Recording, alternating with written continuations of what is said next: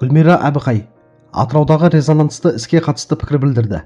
Журналист Гүлмира Әбіқай Атырау облысында жұмбақ жағдайда қаза тапқан ерлі-зайыптылардың ісіне қатысты пікір білдіріп, әлеуметтік желіде жазба жариялады.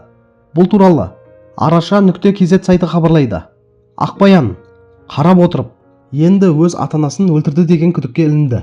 Ертең туған бауырларында жоқ қылған өзі болуы мүмкін. Әлде сұлтан бәрін әйелінің қолымен істеткен бе? 5-ші баласын босанғаннан кейін денсаулығы сыр беріп, әлсіреп жүрген әйелді басқару оңай.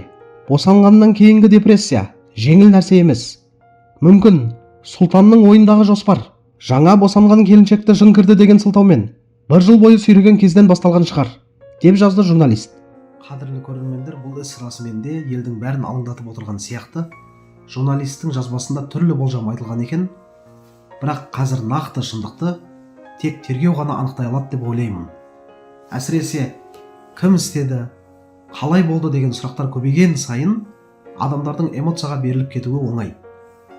Босанғаннан кейінгі депрессия, отбасы ішіндегі жағдай бәрі мүмкін, бірақ бұның бәрі әзірге жорамал ғана. Сондықтан біреуді алдын ала айыптау дұрыс емес сияқты. Қазір ең бастысы әділ, жан-жақты тергеу. Жоғалған 2 жастың тағдыры анықталса екен деген үміт бар.